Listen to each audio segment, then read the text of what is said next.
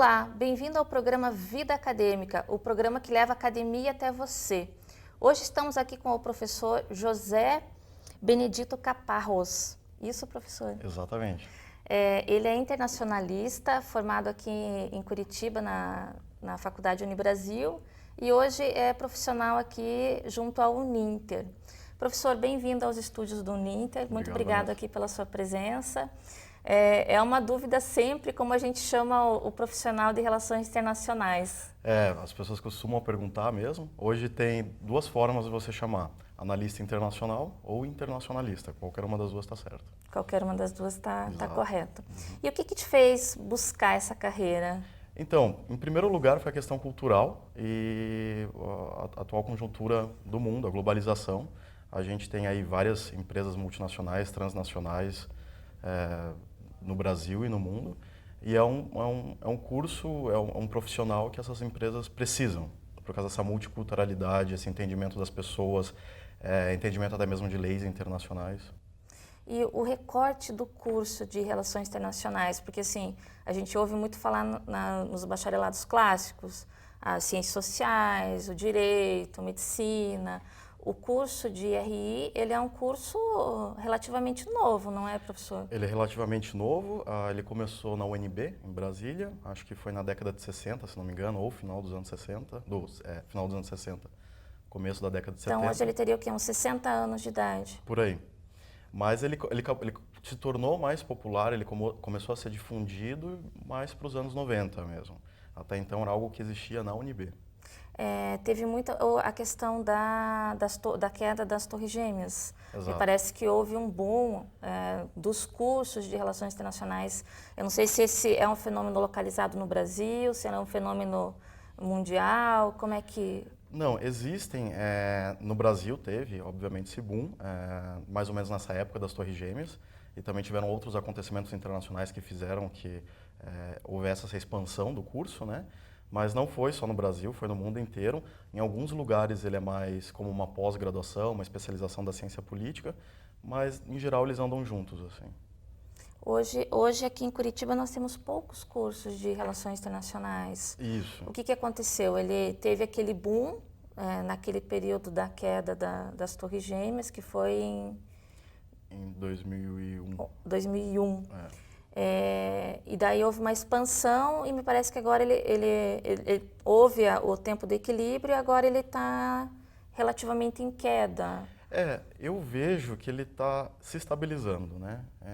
Tudo que é novo acaba despertando mais atenção, então realmente, quando houve essa popularização, essa expansão do curso, é algo que as pessoas têm interesse, são temas totalmente atuais e despertam muito interesse nas pessoas, mas agora eu acho que ele está, na verdade, se estabilizando, que quem realmente vai fazer, tem mercado para isso. É mais em termos de graduação ou também de pós-graduação. Exato. Hoje em Curitiba acho que nós temos 2 cursos de relações internacionais. Isso. Aqui no Uninter e em outra instituição privada. Exato. Isso. Exatamente. E na UNB ele ainda continua como como curso... Isso, continua lá. De graduação, Uhum. certo. E daí, então, houve essa escolha pelo curso de Relações Internacionais, e aí o teu foco naquele momento da escolha era exatamente o quê? Olha, eu sempre busquei a questão da pessoa, a cultura e comércio exterior, né? Mas não comércio exterior no picadinho ali, que a gente chama, né? As invoices, não esse operacional, mas de prospecção de mercado. Eu trabalhei nessa área, inclusive para o governo, então foi mais ou menos nesse sentido que me motivou a seguir a carreira. A distinção entre um curso de comércio exterior e um curso de relações internacionais, para o pessoal que está assistindo a gente entender. Claro. Relações internacionais, ele abrange muito, por exemplo, da grade curricular dele, né? Você tem muitas matérias de história, direito, ele é um curso muito mais teórico, ele te dá uma base crítica, muitas vezes para você conseguir negociar, buscar mercado, para você se inserir também no mercado, questões estratégicas, na questão diplomática também. Ele pega a questão mais do cenário. Do cenário como um todo, ele é bem abrangente. E daí as disciplinas, o curso de Relações Internacionais, ele nasce calcado um pouco na ciência política. Exatamente. na economia, no direito, tem uma base grande de direito, tanto que é considerado até a mesma escola para algumas instituições, né? E história. E história. Tem bastante, porque é a história que vai embasar essa... E o comércio exterior, ele vem da economia. Ele fica um pouco coadjuvante em relações internacionais. Ele não te traz a questão técnica do comércio exterior, mas ele te dá a base crítica para você fazer isso. Então, ele é um recorte de várias graduações. Exatamente. E cria uma grade específica. Exatamente.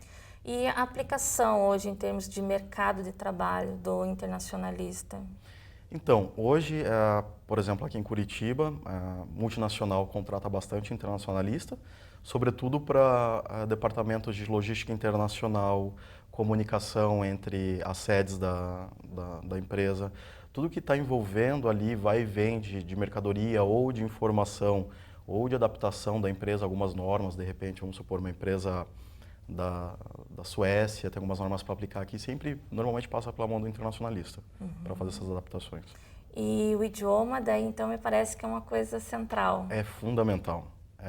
Você pode até entrar no curso sabendo pouco, mas durante você tem que se esforçar muito e quanto você souber melhor o inglês, que é primordial, e o espanhol, você vai ter melhor desempenho na carreira, claro.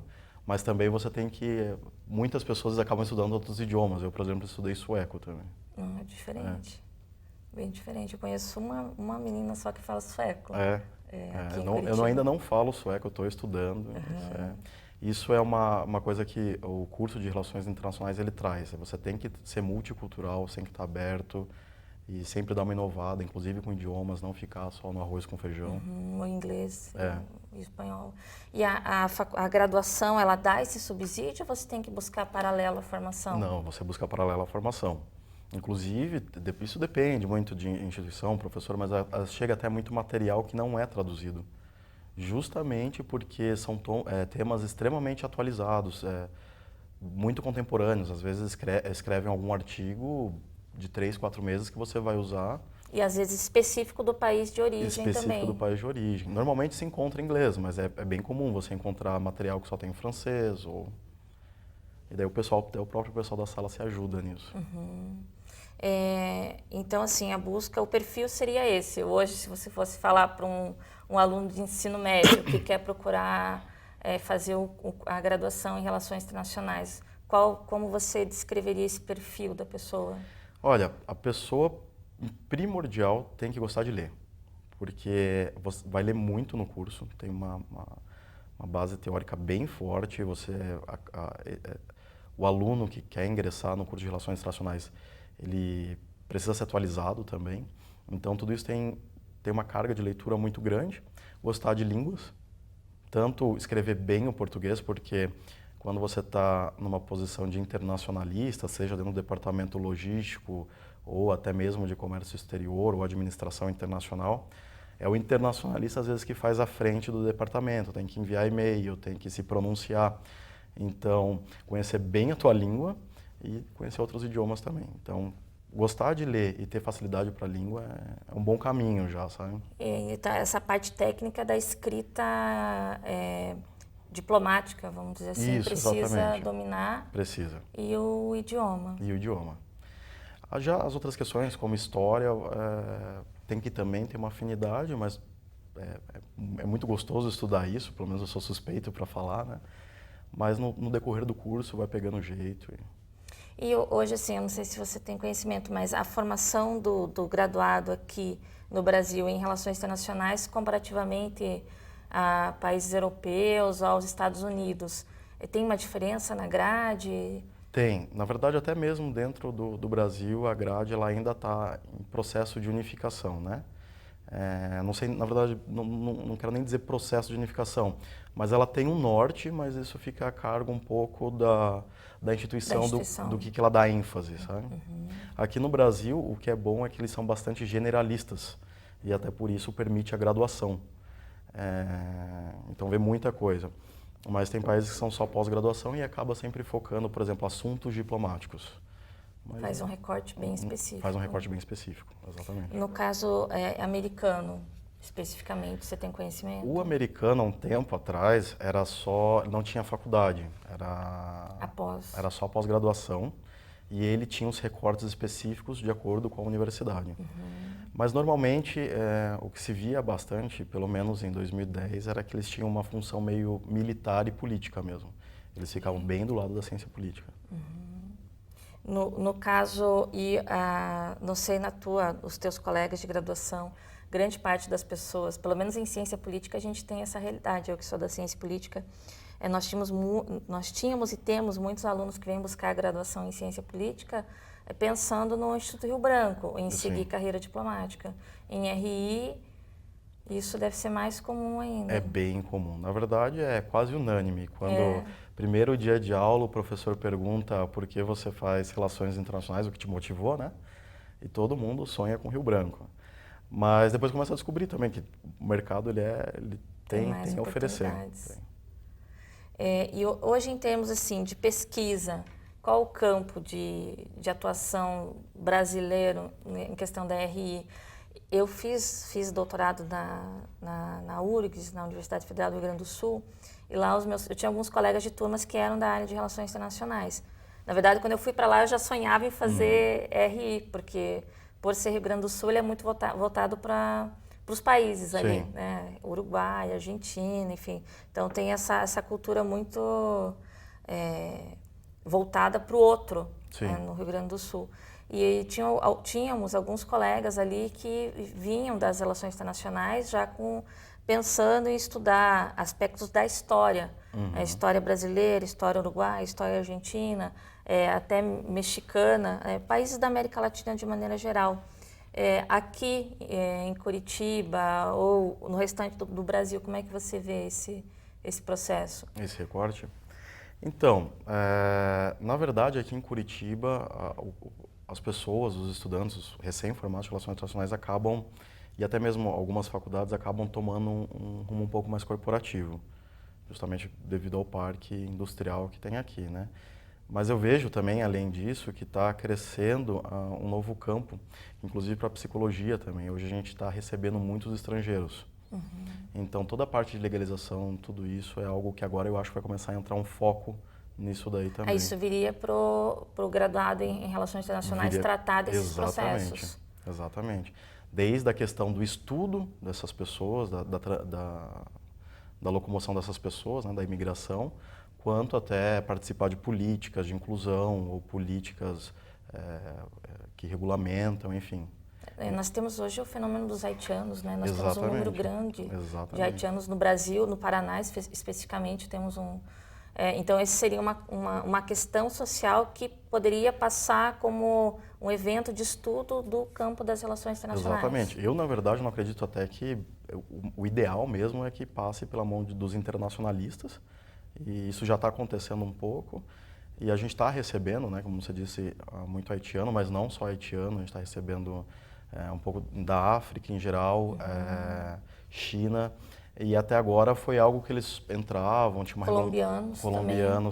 Então, até da questão do estudo, para fazer uma adaptação dessas pessoas, para levar um pouco mais de qualidade, até da regulamentação disso. Tudo isso é algo que o curso de Relações Internacionais prepara muito bem. Na formação em si. E quando a gente pensa em termos de Itamaraty, o Itamaraty ele tem um papel nesse sentido, da entrada desses estrangeiros no Brasil, ou a acomodação deles? Não, existe algum setor que trate disso? Tem. O Itamaraty ele tem agências, né, que é responsável por isso, e tudo passa por ele, isso sem sombra de dúvidas. Mas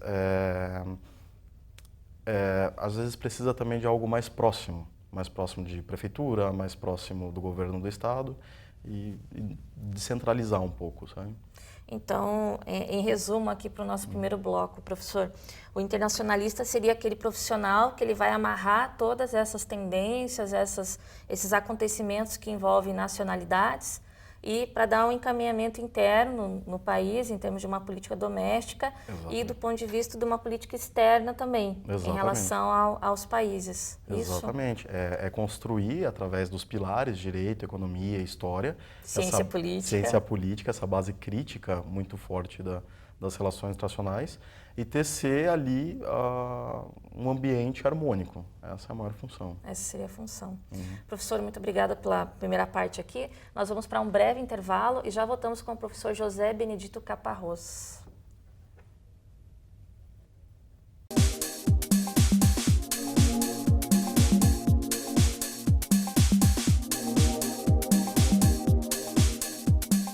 Se você quer brilhar na sua carreira profissional, estude no Uninter, um dos maiores grupos de educação do Brasil. Com unidades localizadas bem no centro de Curitiba, o Uninter oferece cursos de graduação presenciais e semipresenciais com valores que cabem no seu bolso, uma equipe de professores mestres e doutores e um ensino de qualidade comprovado. O Uninter é referência em educação. Acesse uninter.com e inscreva-se.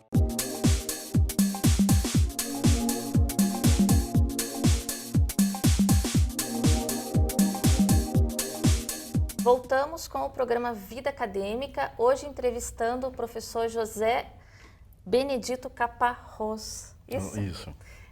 Professor, no primeiro bloco a gente falou um pouco mais sobre em que consiste um curso de Relações Internacionais, né, os campos de atuação desse profissional. E agora eu queria entrar um pouco na tua perspectiva de pesquisa na faculdade. Tá. Então, você estudou, fez um artigo científico. Exatamente. O populismo na América Latina, uma forma de contenção aos Estados Unidos. Então, explica para nós no que consiste. Assim, quando você falou do tema, eu já fiquei pensando muito na ciência política. Sim. Os alunos em ciência política costumam estudar esse tipo de tema também. E em RI, o que te levou a estudar a questão do populismo? Bom, primordialmente, é algo que a gente vê que acontece na América Latina, não é de hoje, né? Acontecia e acontece? Acontecia e acontece. Acho que desde 1930, tanto no Brasil quanto Argentina, Chile, Uruguai, eles têm um traço, uma tendência de terem governos populistas. E esse artigo que eu fiz era justamente trazer à luz o conhecimento, essa base histórica, para entender mais ou menos o que acontece hoje e o que pode ser feito, independente da orientação política da pessoa. Uhum. E o que você identificou na tua pesquisa?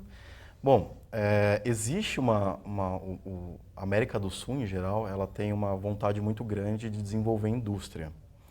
E eles adotam uma série de políticas para frear as importações, né?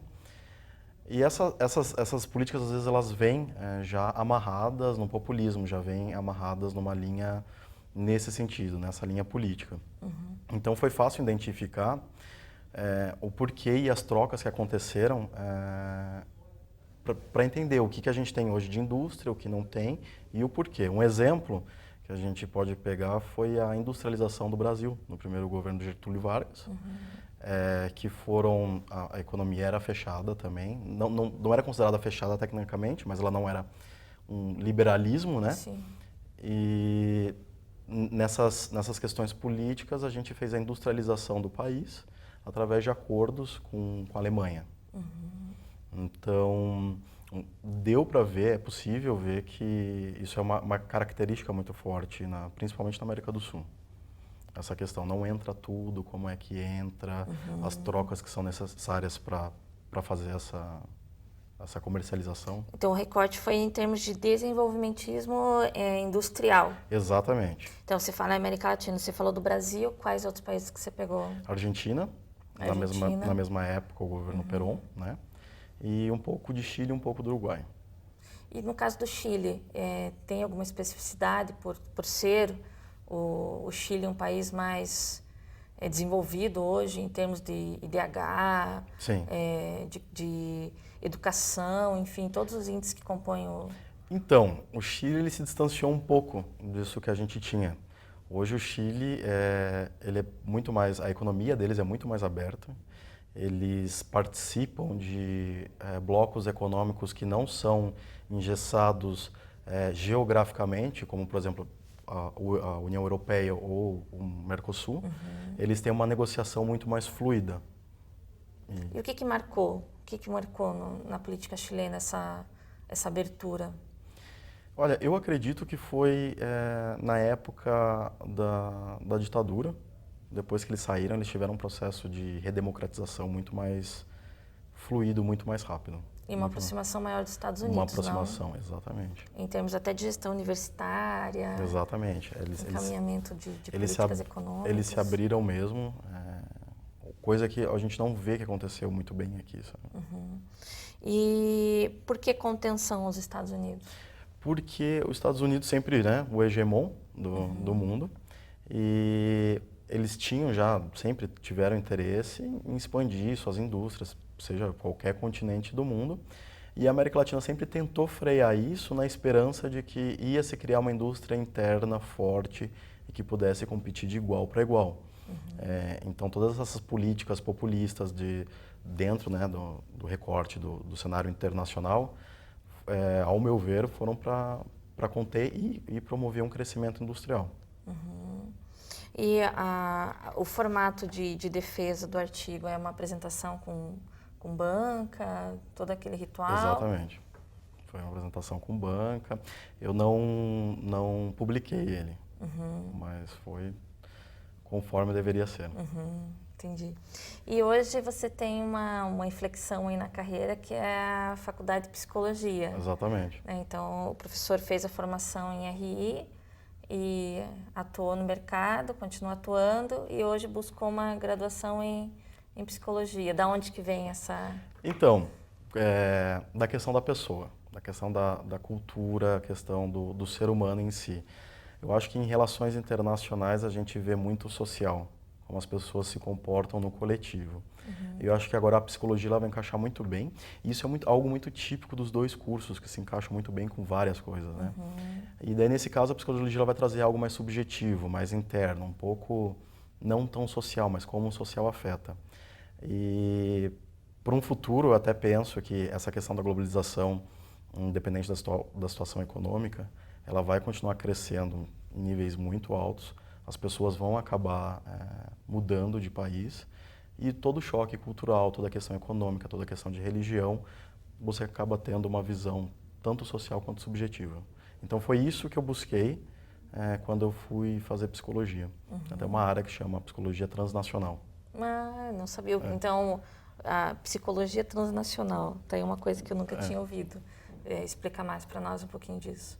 Na verdade, exatamente lidar com as pessoas que acabam mudando de país e migram, Seria, né? Por exemplo, o caso dos haitianos. O caso dos haitianos que é uma bem coisa específica. mais que tem chamado mais atenção aqui. Exato. Você pega aí a questão social deles, que eles tiveram um problema muito sério, aí eles vêm para o Brasil em busca de algo melhor.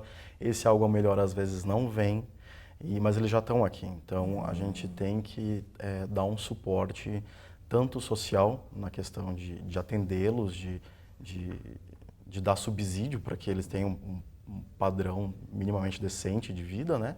Quanto à questão subjetiva, porque essas pessoas elas sofrem muito. E tem, o professor falando, eu lembrei dessas questões de xenofobia, né? Eu lembro de ter visto uma reportagem, não lembro de qual emissora, tratando um pouco nesse sentido. E eles mesmos, né, pensando nos haitianos, relatando o preconceito que eles têm sofrido. E a gente percebe que eles andam bastante em grupos. Exato. Né? Dificilmente você vê um haitiano andando sozinho aqui, pelo menos em Curitiba. Sim. Né?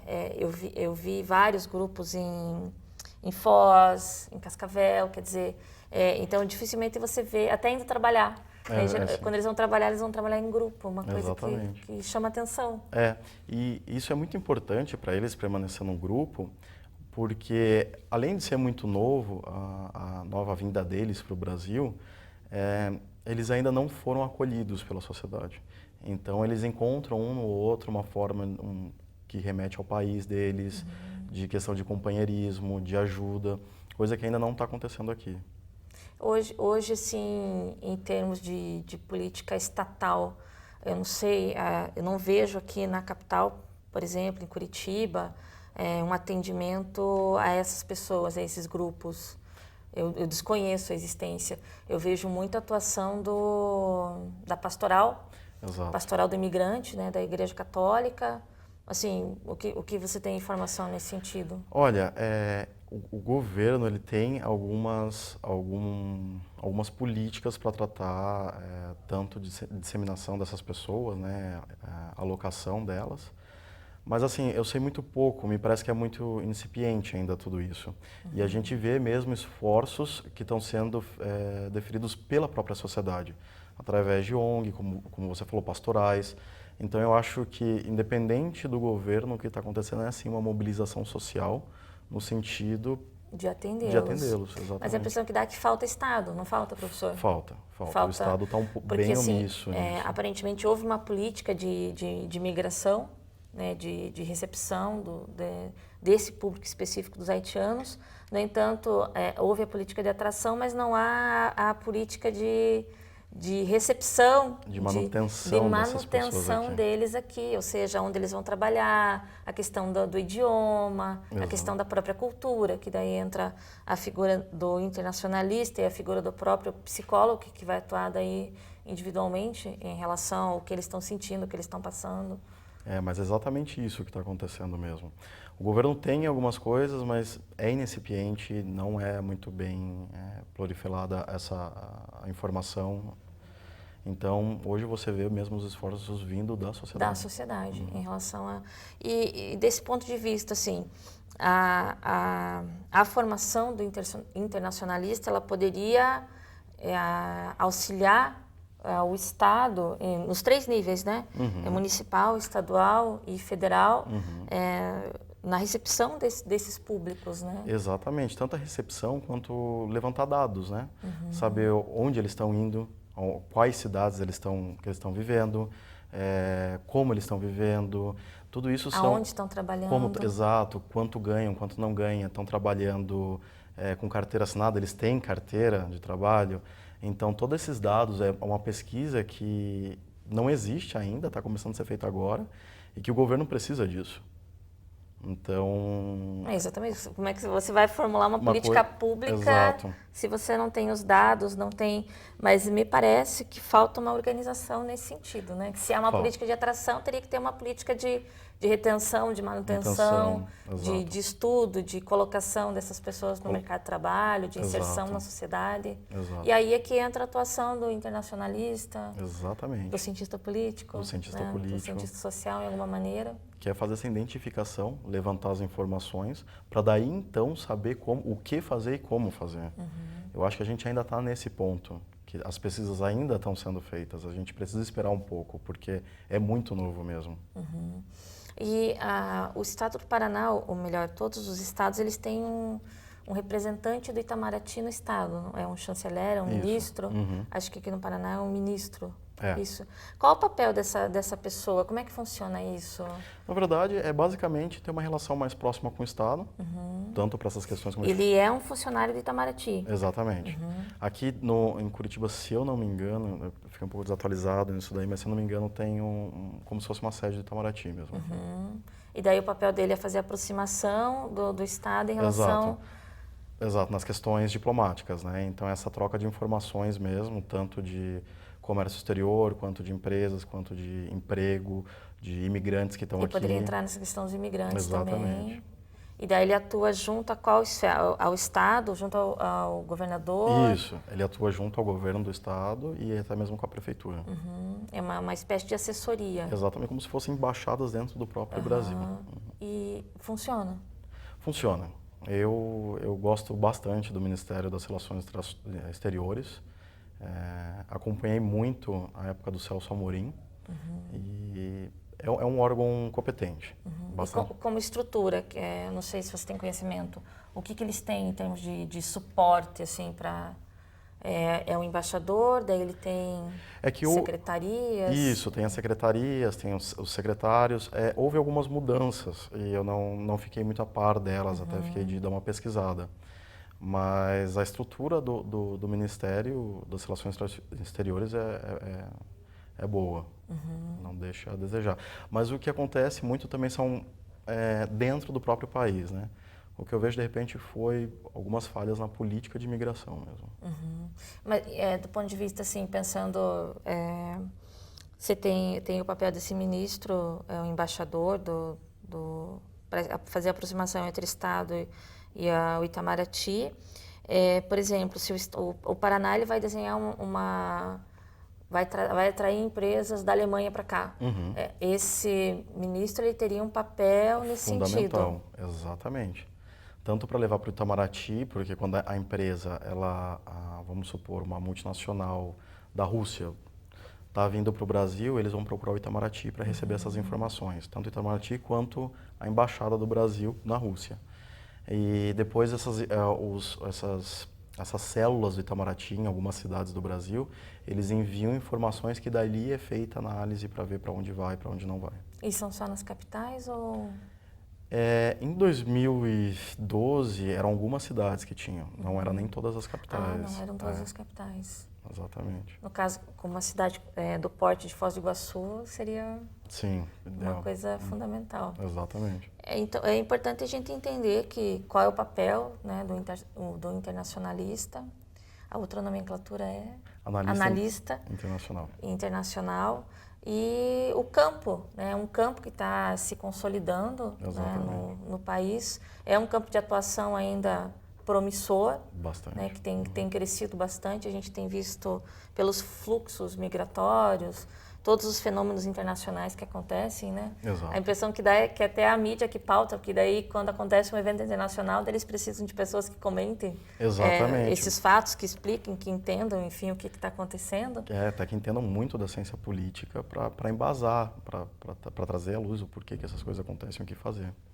Tá certo. Professor, infelizmente chegamos ao final do nosso segundo bloco. Eu agradeço muito a tua presença aqui nos estúdios do Uninter. Obrigado também. E eu convido todos a participarem, assistirem na próxima semana também o programa Vida Acadêmica. Hoje tivemos aqui com a presença do professor José Benedito Caparrós, que ele me corrige porque eu estou falando errado.